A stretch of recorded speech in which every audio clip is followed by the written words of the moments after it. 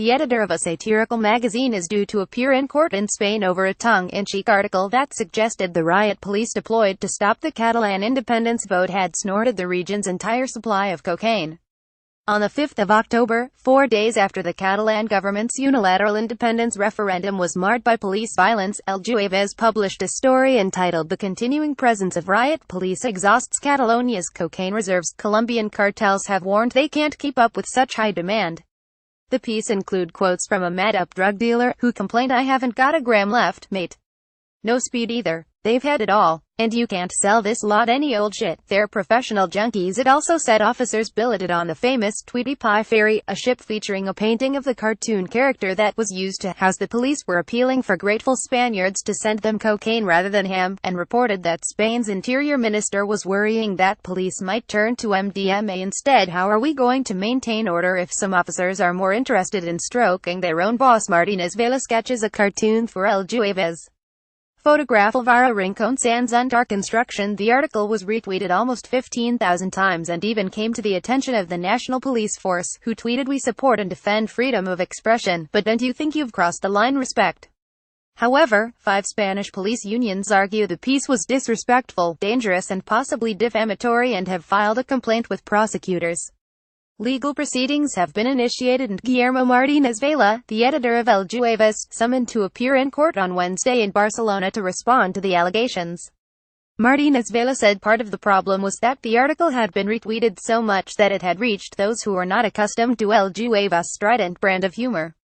It seems that those who were most shocked were a bunch of police unions, who pushed for a complaint to be filed, and then one was, he told The Guardian. "We've been doing this for more than 40 years at El Jueves. We mix humor with current events, and everything we do is fiction. We take elements of the news to make up funny fiction. Our readers get that completely. But it seems that someone got offended in this case. Still, as Ricky Gervais says, just because you're offended doesn't mean you're right." Spanish police try to disperse pro-referendum supporters in Barcelona on the 1st of October.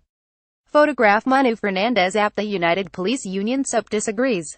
Its spokesman, Ramon Cosio, said the union and others had sought legal action because the article had come while tensions were running high and officers were facing intimidation following the referendum.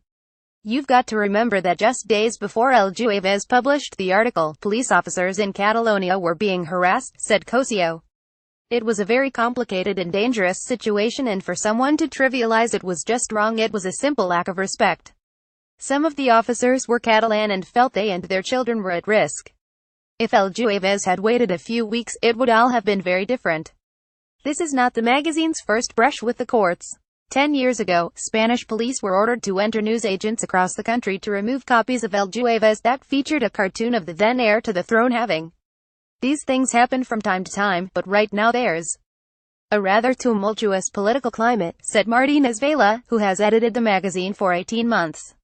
"I guess the police are checking social media a little more closely given that their recent actions didn't make a very good impression on people.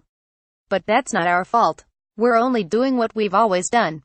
The editor said the legal action appeared to be part of a wider, if belated, crackdown on social media. The Tweety Pie ferry used to house police reinforcements in Catalonia, which was mentioned in the satirical piece. Photograph John Nazca Reuters. In March, a 21-year-old student was given a year's suspended sentence for tweeting jokes about the assassination of the former Spanish Prime Minister Admiral Luis Carrero Blanco, and the lead singer of rap rock group Defcon 2 was sentenced to a year in prison for tweeting jokes about the Basque separatist group ETA and giving the king a cake bomb for his birthday.